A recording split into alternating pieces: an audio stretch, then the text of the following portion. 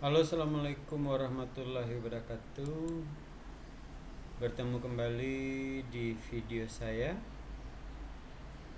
dengan channel Junaidi SPDMA. Pada video kali ini saya akan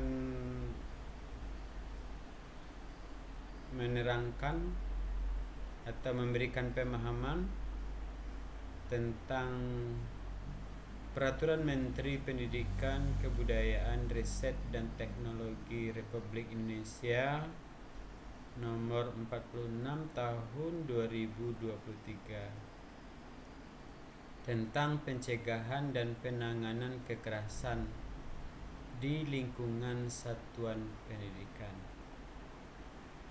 Jadi saya ulangi, Permendikbud Riset dan Teknologi Nomor 46 Tahun 2023 tentang pencegahan dan penanganan kekerasan di lingkungan satuan pendidikan.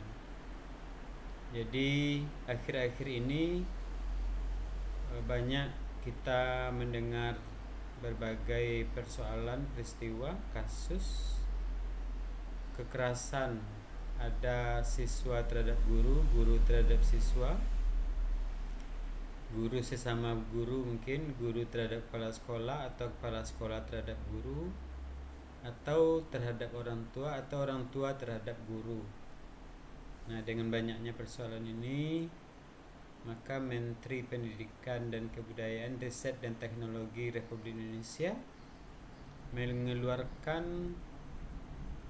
peraturannya tentang pencegahan dan penanganan kekerasan di lingkungan satuan pendidikan.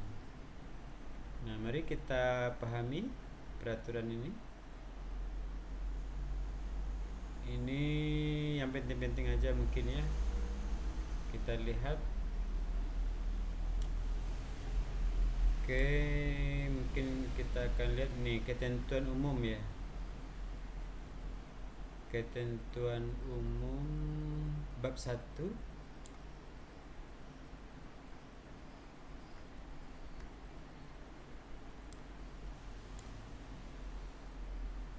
Yang pertama, pasal 1. Pencegahan adalah tindakan, cara atau proses yang dilakukan agar seseorang atau kelompok orang tidak melakukan kekerasan di satuan pendidikan. Jadi ini harus kita pahami dulu bagaimana pencegahan itu, arti pencegahan itu. Kemudian ada lagi istilah penanganan, yaitu tindakan,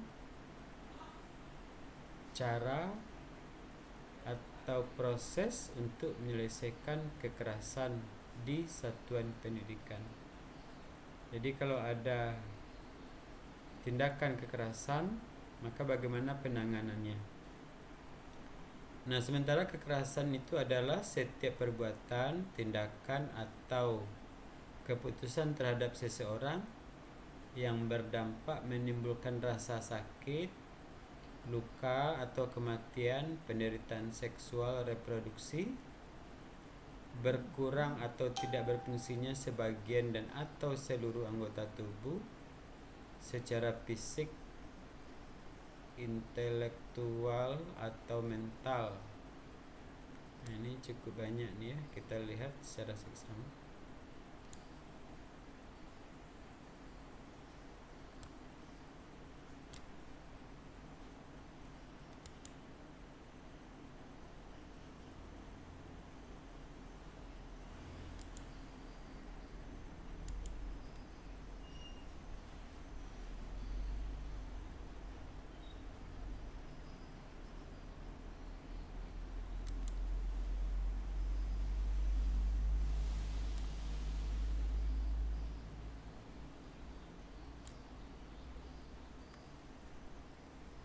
Jadi kekerasan itu adalah perbuatan, tindakan dan atau keputusan terhadap seseorang yang berdampak menimbulkan rasa sakit, luka atau kematian, penderitaan seksual reproduksi, berkurang atau tidak berfungsinya sebagian dan atau seluruh anggota tubuh secara fisik, intelektual atau mental, hilangnya kesempatan untuk mendapatkan pendidikan atau pekerjaan,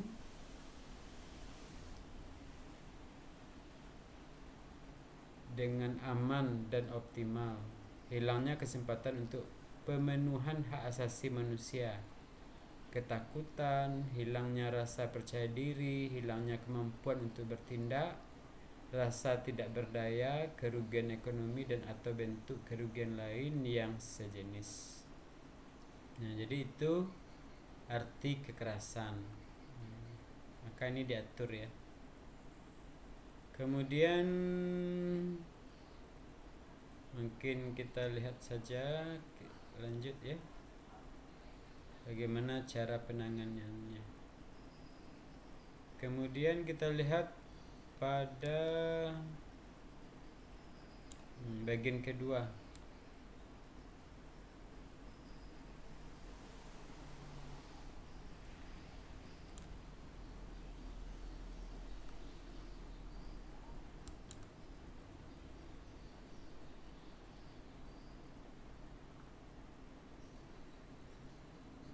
Pasal 2, upaya pencegahan dan penanganan kekerasan di lingkungan satuan pendidikan dimaksudkan untuk yang pertama, melindungi peserta didik, siswa ya, pendidik atau guru, tenaga kependidikan, ini TU misalnya ya, dan warga satuan pendidikan lainnya dari kekerasan yang terjadi di lingkungan satuan pendidikan.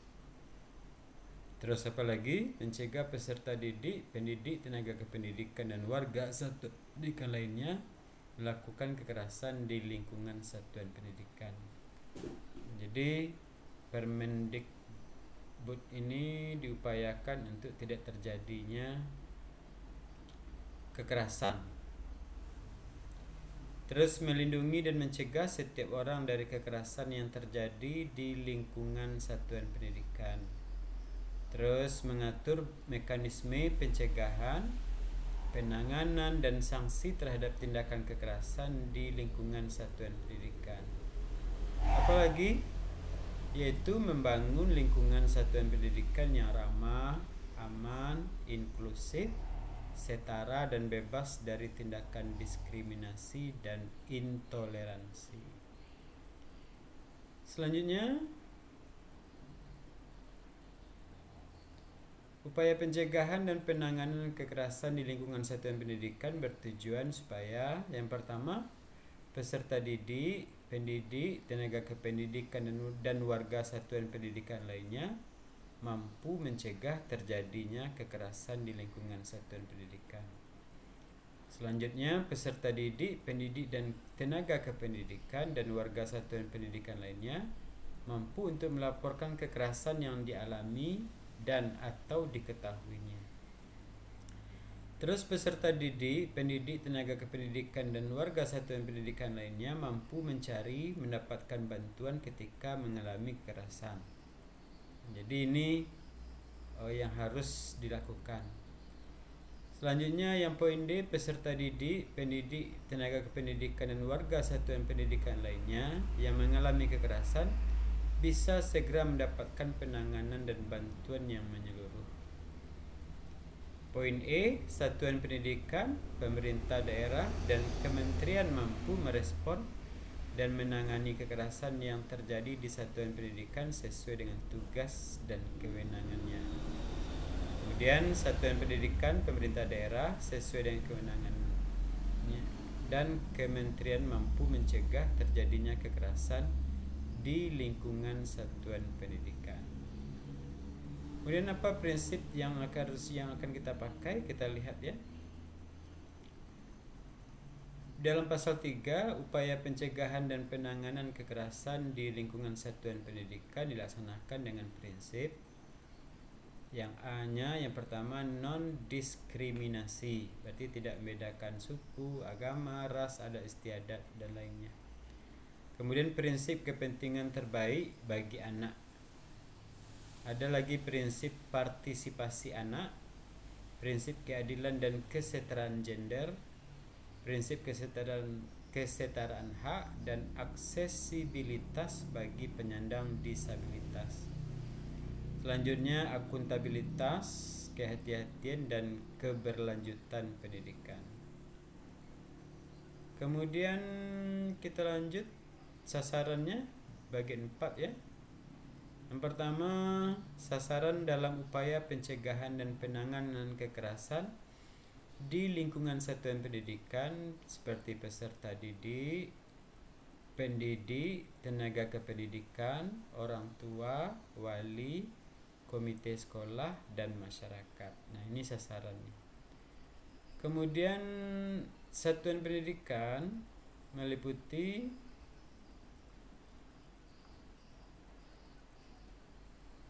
pendidikan anak usia dini, pendidikan jenjang pendidikan dasar, jenjang menengah, dan jalur pendidikan formal dan non-formal.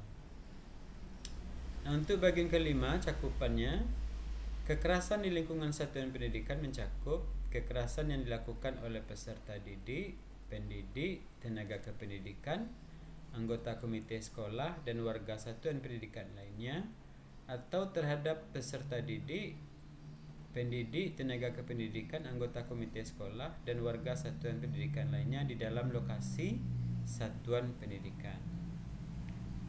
Poin berikutnya, kekerasan dalam kegiatan satuan pendidikan yang dilakukan oleh peserta didik, pendidik, tenaga kependidikan, anggota komite sekolah, dan warga satuan pendidikan lainnya di luar lokasi satuan pendidikan atau terhadap peserta didik, pendidik, tenaga kependidikan, anggota komite sekolah, dan warga satuan pendidikan lainnya di luar lokasi satuan pendidikan.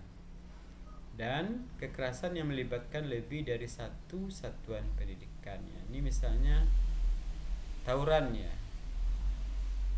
Pada bab 2, bentuk kekerasan yang dimaksudkan pada pasal 6 adalah kekerasan fisik, kekerasan psikis, perundungan, kekerasan seksual, diskriminasi dan intoleransi, kebijakan yang mengandung kekerasan, dan bentuk kekerasan lainnya. Nah, itu bentuk kekerasan. Selanjutnya, bentuk kekerasan sebagaimana dimaksud pada ayat 1 dapat dilakukan secara fisik, verbal, non-verbal, dan atau melalui media teknologi informasi dan komunikasi. Nah, kemudian dalam pasal 7, kekerasan fisik sebagaimana dimaksud dalam pasal 6 ayat 1 huruf A dilakukan oleh pelaku kepada korban.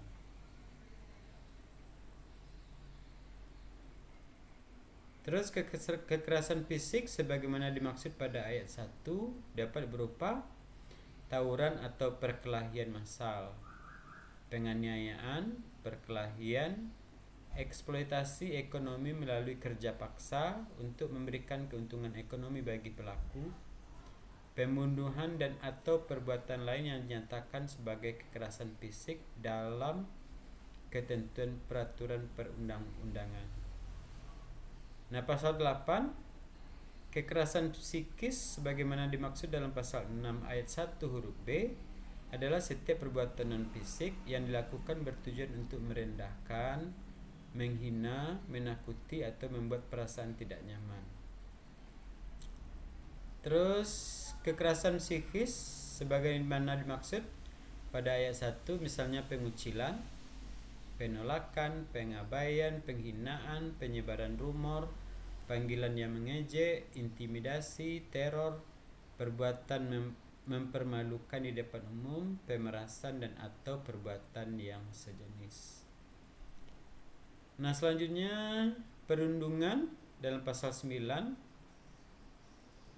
Dalam pasal 6 ayat 1 huruf C adalah kekerasan fisik sebagaimana dimaksud dalam pasal 7 ayat 2 huruf B dan atau kekerasan psikis sebagaimana dimaksud dalam pasal 8 ayat 2 yang dilakukan secara berulang karena ketimpangan relasi kuasa. Terus pasal 10, kekerasan seksual sebagaimana dimaksud dalam pasal 6 ayat 1 huruf D merupakan setiap perbuatan merendahkan, menghina, melecehkan, dan atau menyerang tubuh dan atau fungsi reproduksi seseorang karena ketimpangan relasi kuasa dan atau gender yang berakibat atau dapat berakibat penderitaan psikis dan atau fisik, termasuk yang mengganggu kesehatan reproduksi seseorang dan hilang kesempatan melaksanakan pendidikan dan atau pekerjaan dengan aman dan optimal. Jadi ini cukup banyak ya kekerasan seksual nih. Terus ini cukup banyak poinnya, mungkin kita inikan saja.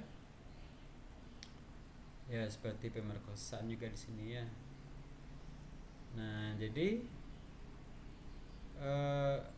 yang keempat, dalam hal korban sebagai pendidik, tenaga kependidikan dan atau orang dewasa lainnya, perbuatan sebagaimana dimaksud pada ayat 2 huruf B, huruf E, huruf dan lain-lainnya itu merupakan kekerasan seksual jika dilakukan tanpa persetujuan korban. Terus diskriminasi dan intoleransi, misalnya larangan untuk berpakaian tertentu ya. Kemudian ada lagi pemaksaan, terus memaksakan ajaran agama, mengistimewakan calon pemimpin, larangan atau pemaksaan pada peserta didik, misalnya mengikuti atau tidak mengikuti perayaan hari-hari besar, donasi. Kemudian ada lagi perbuatan mengurangi, menghalangi atau tidak memberikan hak atau kebutuhan peserta didik. Nah, jadi ini cukup banyak. Ini adalah bentuk-bentuk kekerasan di dalam satuan pendidikan. Lalu pada bab 3, pencegahan dan penanganan kekerasan itu, yang pertama, pencegahan dan penanganan kekerasan meliputi penguatan tata kelola, edukasi, penyediaan sarana dan prasarana. Jadi bagaimana kita mengelola itu agar tidak terjadi kekerasan ya. Kemudian pendidikan, sarana prasarana yang mendukung kepada kesetaraan ya. Terus bagi satu pendidikan ini harus melaksanakan tata tertib, program pencegahan, penanganan kekerasan. Kemudian menjalankan kebijakan pencegahan oleh daerah ya, kemudian satuan pendidikan, kemudian menerapkan pembelajaran tanpa kekerasan, terus memanfaatkan dana anggaran, kemudian penguatan tata kelola. Jadi tata kelola itu harus ada penghormatan terhadap hak-hak seluruh warga satuan pendidikan.